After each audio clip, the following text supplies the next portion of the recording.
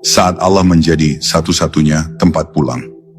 Setelah seorang hamba dipertemukan dengan guru rohani dan mulai diarahkan dalam perjalanan batinnya, datanglah fase yang sangat menentukan, kesendirian yang dipenuhi cahaya.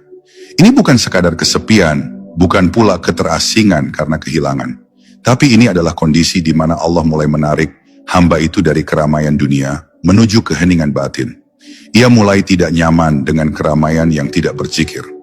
Ia mulai menjauh dari pergaulan yang hanya memperbanyak kelalaian. Bukan karena sombong, tapi karena ruhnya mulai peka terhadap polusi jiwa. Kesendirian ini terasa seperti panggilan dari dalam. Di tengah hiruk-pikuk dunia, hatinya seperti berkata, "Pulanglah, tenanglah, dekatlah padanya." Dan benar, ia mulai mencintai duduk sendirian. Ia mulai menikmati sujud lama dalam malam yang sepi. Ia mulai rindu pada detik-detik diam, di mana hanya ada dirinya dan Allah. Ia mulai merasa bahwa 1 jam bersama manusia bisa terasa berat, tapi 1 jam dalam zikir terasa sebentar. Inilah pertanda bahwa Allah sedang menjadikan dirinya sebagai kekasih yang terpilih. Kesendirian itu bukanlah kesedihan, justru di sanalah cahaya mulai turun.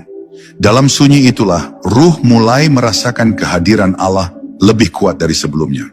Ia berbicara dengan Allah tanpa kata-kata. Ia menangis tanpa sebab dunia. Ia tersenyum dalam gelap karena hatinya merasakan pelukan ilahi. Dan inilah makam yang sangat halus. Saat hamba tidak lagi memerlukan alasan luar untuk bahagia, karena sumber kebahagiaan sudah ada di dalam kalbunya. Cahaya itu memancar bukan dari luar, tapi dari dalam. Allah menggiring hamba pilihannya untuk mencintai kesendirian, agar ia tidak lagi bergantung pada selainnya. Karena hanya dalam sunyi itulah hijab-hijab dunia bisa tersingkap. Ketika tidak ada suara manusia, maka suara ilahi terdengar lebih jelas. Ketika tidak ada perhatian manusia, maka perhatian Allah terasa lebih dekat. Saat tidak ada tempat bersandar, maka dinding sujud menjadi rumah pulang. Dan saat itulah hamba mulai mengenal hakikat gurbah, keterasingan karena cinta ilahi. Pada tahap ini, banyak godaan untuk kembali pada keramaian dunia. Setan akan membisikkan bahwa kesendirian itu kesepian. Dunia akan berkata bahwa engkau harus bersosialisasi agar waras.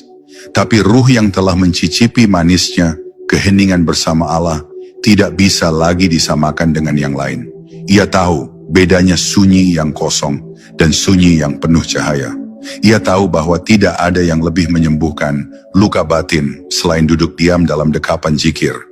Ia tahu bahwa dalam 1 detik kehadiran Allah, seluruh dunia kehilangan maknanya. Kesendirian yang dipenuhi cahaya bukan berarti antisosial. Justru dari situ muncul ruh yang lembut dan kasih sayang yang tulus. Ia mulai mencintai manusia bukan karena keinginan, tapi karena kasih Allah mengalir dalam hatinya. Ia mulai menasihati bukan karena ingin terlihat bijak, tapi karena ruhnya menangis melihat manusia tersesat. Kesendirian itu bukan membuatnya kaku, tapi justru memancarkan ketenangan yang sulit dijelaskan. Karena dalam diamnya, ia telah bertemu dengan sang kekasih sejati.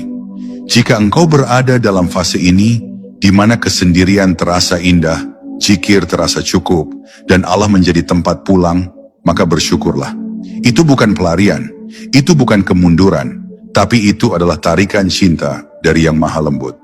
Saat Allah menjadikan dirinya satu-satunya tempat pulang, itulah saat di mana engkau benar-benar sedang dipersiapkan untuk makam tertinggi dalam cinta dan ma'rifat. Karena hanya hamba yang tidak bergantung pada selainnya, yang pantas dibukakan pintu rahasia para walinya.